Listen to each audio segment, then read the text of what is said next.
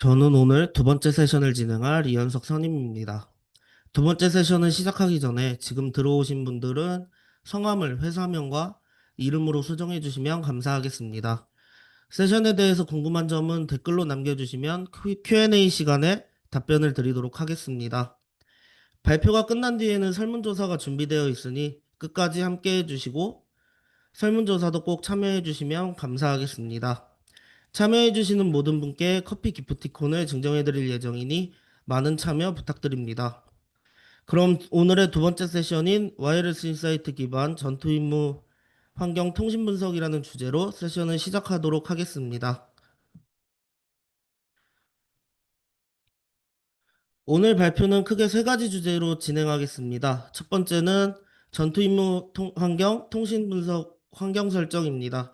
여기서는 현대 전장 환경을 어떻게 모델링하는지 또 통신 분석을 하기 위해 필요한 환경 설정 절차도 같이 말씀드리겠습니다. 두 번째는 전투 임무 환경 시뮬레이션 결과 분석입니다. 실제 시뮬레이션을 통해 얻은 결과들을 공유드리고 그리고 타임 베이스 모빌리티 기능을 이용해서 이동 플랫폼을 어떻게 설정하는지 살펴보겠습니다. 특히 시가전 같은 도시 환경에서 통신 특성과 전자기전 상황, 즉 재밍 환경에서 통신이 어떻게 영향을 받는지를 중점적으로 보여드리겠습니다. 마지막으로는 Q&A 시간을 갖도록 하겠습니다. 오늘 설명드린 내용에 대해서 궁금하신 점이나 추가로 논의하고 싶으신 부분 있으시면 자유롭게 질문해 주시면 되겠습니다. 이 순서대로 진행하면서 전투 임무 환경에서 통신망을 어떻게 분석하고 평가할 수 있는지 함께 살펴보도록 하겠습니다. 먼저 현대 전투 임무 환경 모델링 절차에 대해 소개해 드리겠습니다. 먼저 전투 임무 환경 통신 분석 환경 설정 부분입니다. 현대 전투 환경은 단순히 평지에서 싸우는 게 아니라 도시, 산악, 해안 또는 실내외 복합 지형까지 다양하게 구성이 됩니다. 이러한 복잡한 환경 속에서 보병, 차량, 드론, 함정, 지휘소 같은 다양한 플랫폼들이 동시에 네트워크로 연결이 돼야 됩니다. 여기에 크게 영향을 주는 요소들이 있는데 산이나 건물 같은 지형 차폐, 도시에서 생기는 다중경로 반사, 기상과 계절과 같은 환경 변수, 그리고 재밍이나 간섭 같은 전자기 위협 등이 있습니다. 이번 슬라이드는 현대전투 임무 환경 모델링의 전체 프로세스를 한눈에 정리한 그림입니다. 앞으로 제가 말씀드릴 세부 절차들은 먼저 큰 그림으로 보시면 이해하시기 편할 겁니다.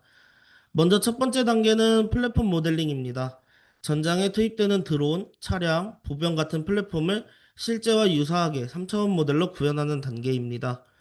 두 번째는 안테나와 플랫폼 탑재 EM 분석입니다. 플랫폼 위에 안테나를 얻고 전파가 어떻게 방사되는지를 해석하게 됩니다.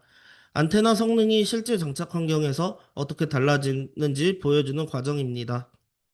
세 번째는 EM 분석 데이터를 변환하는 단계입니다. 앞에서 얻은 앞서 시뮬레이션을 돌려서 얻은 데이터를 바탕으로 활용할 수 있는 형식으로 변환을 해줘야 됩니다. 이 과정을 거쳐야 실제 와이어리스 인사이트에서 계산이 가능합니다. 네 번째는 지형 모델 변환입니다. 국토정보지원 같은 곳에서 실제 지형 데이터를 받아와서 시뮬레이션에 반영할 수 있도록 가공을 합니다. 도시, 산악, 해안 등 다양한 전장 환경을 반영하는 단계입니다.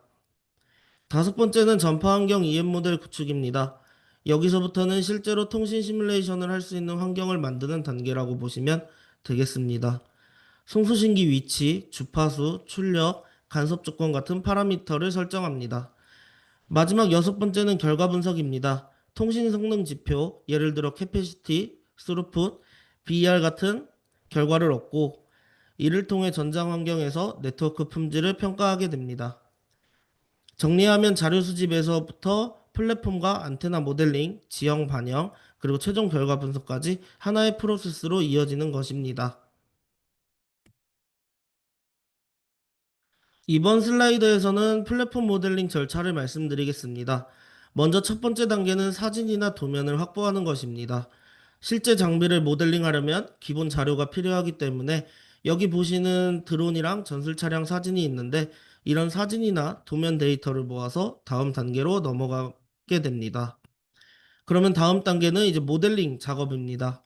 수집한 자료를 가지고 3D 모델을 만듭니다. 저희는 스페이스 클레임 같은 툴을 이용해 건물이나 차량, 드론을 실제 형상과 비슷하게 구현을 합니다. 이 단계에서 모델링을 얼마나 잘하느냐가 뒤에 나오는 해석 결과의 정확도에 큰 영향을 주게 됩니다. 세 번째는 EM 해석 모델로 변환하는 과정입니다. 단순히 3D 그림만 있으면 전파 해석은 할 수 없기 때문에 전자기 해석에 맞는 형태로 바꿔줘야 합니다. 여기 보시면 드론이나 차량 모델이 단순화된 모습이 보이실 텐데 구조는 유지하면서도 해석 속도와 효율성을 높이기 위해서 이렇게 변환을 해줍니다. 마지막 네 번째는 안테나를 탑재하는 단계입니다. 전파 시뮬레이션을 하려면 안테나가 꼭 필요하기 때문에 그래서 드론이나 차량 모델에 실제 안테나 방사 패턴을 입히게 됩니다. 오른쪽 그림처럼 안테나가 붙고 방사 패턴이 3차원으로 표현되신 것을 보실 수 있습니다. 정리하면 자료 수집, 그리고 3D 모델링, 해석 모델 변환, 안테나 탑재 이렇게 네 단계를 거쳐서 실제 전장 플랫폼이 가상 공간 안에서 분석할 수 있는 준비가 되겠습니다. 이번 슬라이드는 안테나 탑재 분석 프로세스를 설명드리겠습니다. 먼저 첫 번째 단계는 안테나 정보, 즉 데이터 시트를 확보하는 것입니다. 우리가 실제 사용할 안테나의 성능은 데이터 시트에 다 들어있기 때문에 주파수 대역, 이득, 패턴, 임피던스 같은 값들이 정리가 되어 있습니다. 이를 기반으로 모델링과 시뮬레이션을 진행하게 됩니다. 두 번째는 안테나 형상을 반영하는 과정입니다. 데이터 시트만으로는 부족하기 때문에 실제 안테나의 외형을 3차원 모델로 구현합니다. 여기 보시는 그림처럼 실제 장비의 형상을 그대로 가져와서 CAD나 EM 해석에 적합하게 준비합니다. 세 번째는 안테나 형상을 EM 해석 모델로 변환하는 단계입니다. 외형만 이쁘게 만든다고 끝나는 게 아니라 전자기 해석에 맞는 단순화와 변환이 필요합니다. 그 과정을 거쳐 방사 특성이 분석 가능한 모델이 만들어지게 됩니다. 오른쪽 그림처럼 패턴이나 전파 분포가 보이도록 변환이 이루어집니다. 마지막 네 번째 단계는 안테나 탑재 분석입니다. 안테나 탑재 분석 관련된 내용은 앞전에 설명드린 내용과 동일하고요. 정리하게 되면은 안테나 데이터 시트를 확보를 하고 형성을 모델링한 뒤에 EM 해석 모델 변환을 하고 플랫폼에 이제 탑재 분석을 하는 이 네 단계 과정을 거치게 됩니다. 이 과정이 있어야 실제 상황과 최대한 유사한 안테나 성능을 시뮬레이션에서 확인하실 수 있습니다. 이번 슬라이드는 방사 패턴 변환 프로세스를 설명드리겠습니다. 우리가 안테나를 탑재하고 나면 그 안테나가 실제로 어떻게 전파를 방사하는지가 굉장히 중요합니다. 그래서 안테나 방사 패턴을 데이터 파일 형태로 변환하는 과정을 거치게 됩니다. 먼저 탑재 안테나 방사 패턴 파일, 즉 CSV 데이터를 준비합니다. 이 파일에는 각도별로 안테나의 이득값이 들어있어서 안테나가 어느 방향으로 얼마나 세게 신호를 보내는지 알 수 있습니다. 두 번째는 이 데이터를 코드 형식으로 변환하는 과정입니다. 와이어레스 인사이트에서 읽을 수 있는 형식으로 바꿔줘야 시뮬레이션에서 활용할 수 있습니다. 세 번째는 UAM 파일 형식으로 최종 변환입니다. 이 단계에서 실제 해석에 바로 적용 가능한 안테나 패턴 파일이 만들어지게 됩니다. 마지막으로 이렇게 변환된 방사 패턴을 와이어레스 인사이트에 불러오면 드론이나 차량 같은 플랫폼 위에서 안테나가 실제 환경에 신호를 어떻게 퍼뜨리는지를 3차원으로 표현할 수 있습니다. 요약하게 되면은 CSV 데이터 파일을 이제 코드 변환을 해서 UAM 변환 과정을 거치게 되면은 안테나 방사 패턴을 해석 모델에 그대로 이제 반영을 할 수가 있습니다. 이 과정을 통해서 실제 안테나의 성능을 시뮬레이션에 최대한 가깝게 재현할 수 있게 됩니다. 이번 슬라이드는 지역 모델 변환 프로세스를 설명드리겠습니다. 앞에서 말씀드린 플랫폼 모델링과 안테나 탑재가 장비 쪽 준비였다면 이제는 전장이 되는 지형 환경을 어떻게 반영하느냐가 핵심입니다. 먼저 국토정보 플랫폼 사이트에 접속해서 원하는 지역의 지도를 선택을 합니다. 실제 우리가 시뮬레이션을 하고 싶은 구역을 검색해서 데이터를 내려봤습니다. 두 번째는 해석 영역을 선택하고 다운로드하는 과정입니다.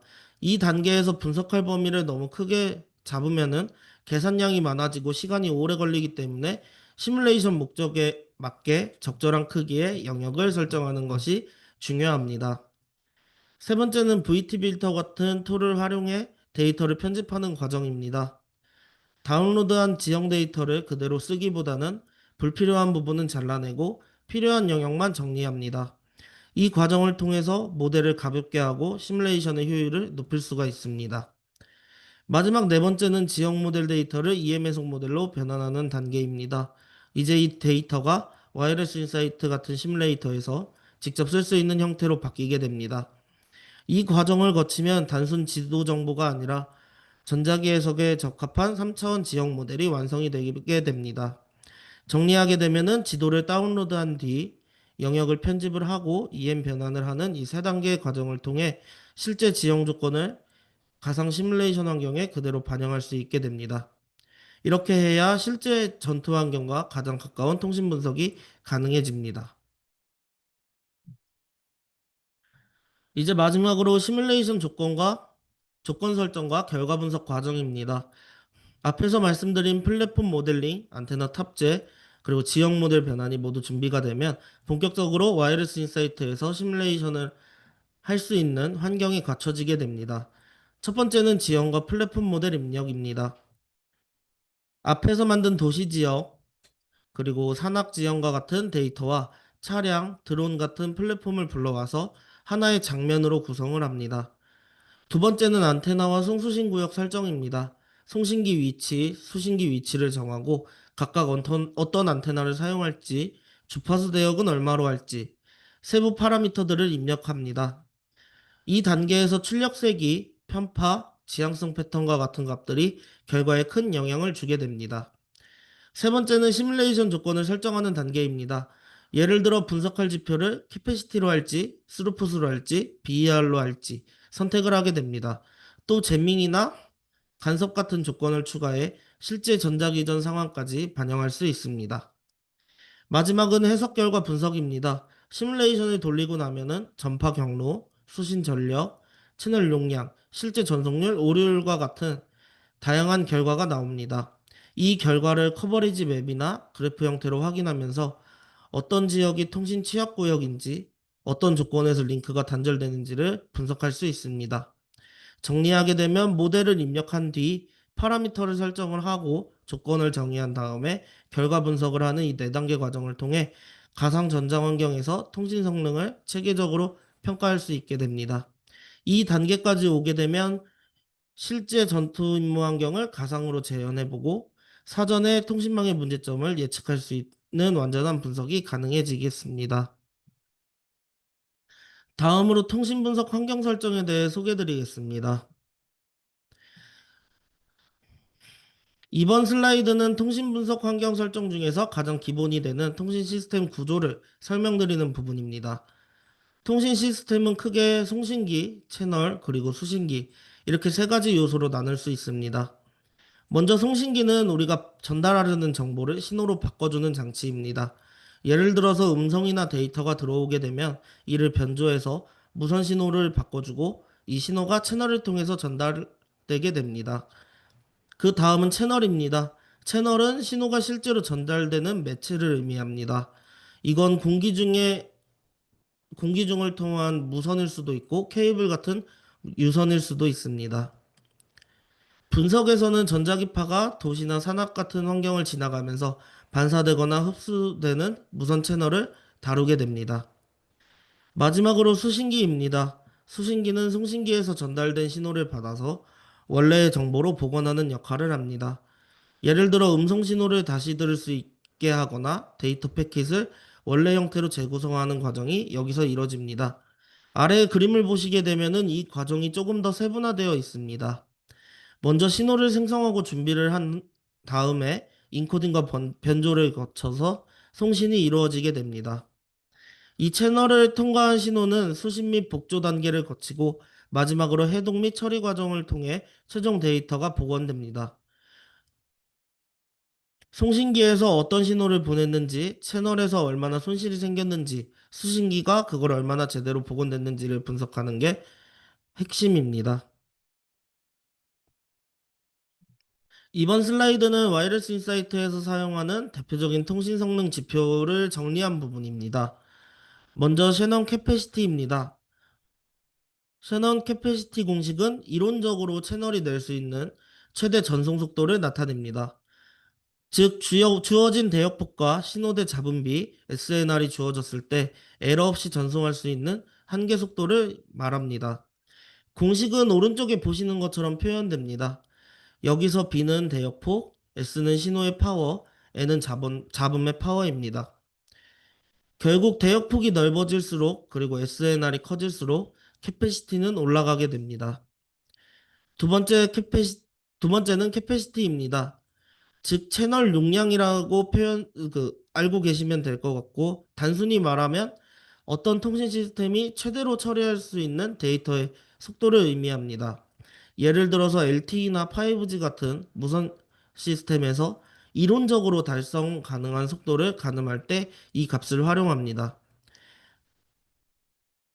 SNR이 올라가면 캐패시티가 증가하고, 반대로 잡음이나 간섭이 커지면 용량이 줄어듭니다. 그래서 환경이 나쁠수록 전송할 수 있는 데이터 양 자체가 줄어든다고 이해하시면 됩니다. 마지막은 BER, 즉 비트 오류율입니다. BER은 전송된 비트 중에서 오류가 발생한 비율을 말합니다. 예를 들어서 1000비트를 보냈는데 그중 1비트가 잘못 수신됐다면 BER은 0.001, 즉 1000분의 1입니다. 이 값은 재밍이나 다중경로, 간섭이 심해질수록 높아집니다.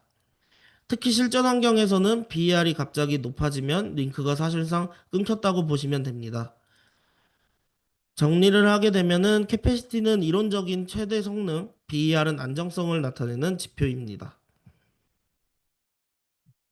이번에는 스루풋, 즉 실제 전송률에 대해서 말씀드리겠습니다.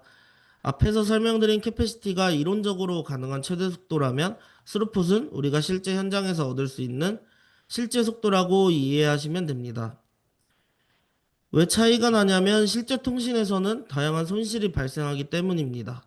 예를 들어 프로토콜 오버헤드라든가 오류가 발생했을 때 재전송되는 데이터, 또 전파 환경에서 생기는 간섭이나 신호세기 저하 같은 요인들 때문에 실제 속도는 캐패시티보다 항상 낮게 나오게 됩니다.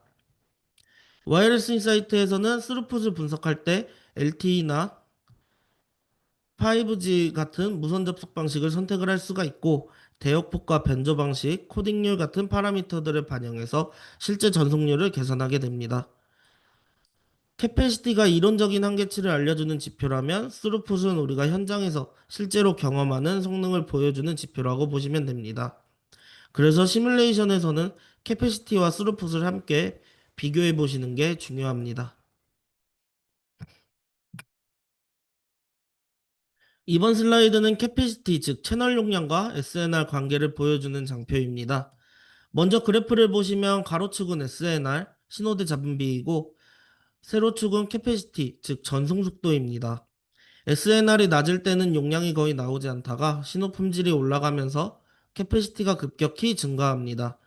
다만 보시는 것처럼 SNR이 일정 수준 이상으로 올라가면 그래프가 점점 완만해지게 되는데, 처음에는 SNR을 조금만 높여도 성능이 크게 좋아지지만 어느 지점부터는 투자 대비 성능 향상이 제한적이라는 것을 알 수 있습니다.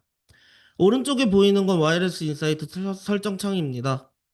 캐패시티 분석을 하면 기본적으로 샤넌 캐패시티 공식을 적용하게 됩니다.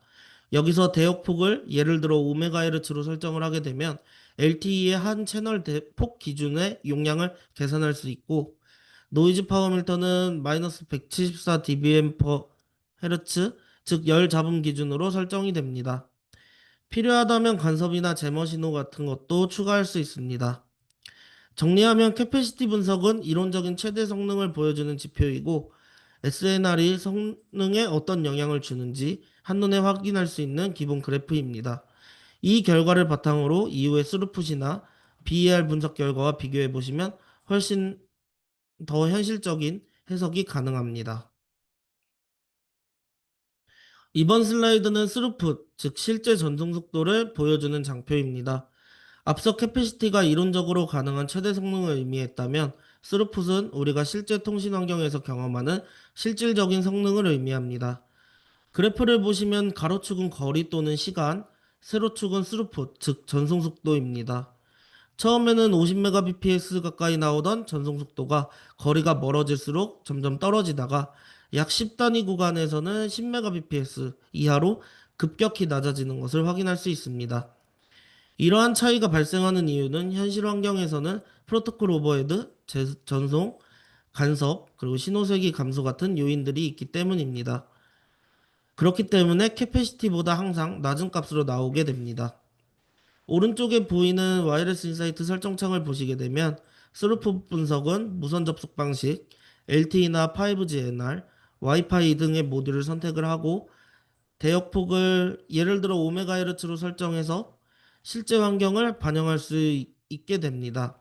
이 과정에서 변조 방식, 코딩률, MCS 같은 요소들이 성능에 큰 영향을 미칩니다.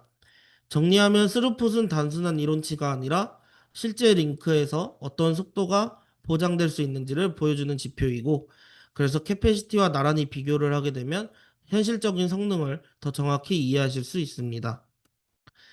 마지막으로 BER, 즉 비트 오류에 대한 분석입니다. 그래프를 보시면 가로축은 SNR 신호대 잡음비이고 세로축은 BER 값입니다. SNR이 낮을 때 BER이 10개 중 1개꼴로 오류가 발생하는 수준으로 굉장히 높습니다. 그런데 SNR이 조금씩 올라가면 BER이 급격히 줄어들고 SNR이 15 이상이 되면 10의 마이너스 6승 이하로 떨어져서 사실상 오류 없는 안정적인 통신이 가능해집니다. 이게 의미하는 건 무선통신 시스템은 일정한 임계값을 넘기면 안정적으로 동작한다는 것입니다. 반대로 말하면 재밍이나 간섭 때문에 SNR이 임계값 아래로 떨어지면 링크가 바로 붕괴된다는 걸 알 수 있습니다.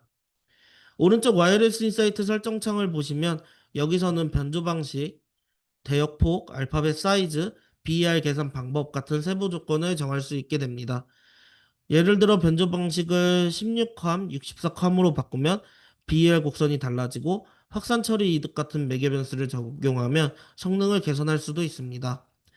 정리하면 BER 분석은 통신이 안정적인지 아니면 오류가 많아서 사실상 사용 불가능한지 판단하는 지표입니다. 캐패시티가 최대 성능을, 스루풋이 실제 성능을 보여준다면 BER은 링크의 안정성과 신뢰성을 직접적으로 보여준다고 할 수 있습니다. 이상으로 두 번째 세션의 첫 번째 파트 발표를 마치도록 하겠습니다. 두 번째 파트는 황민수 선임이 이어서 진행하도록 하겠습니다.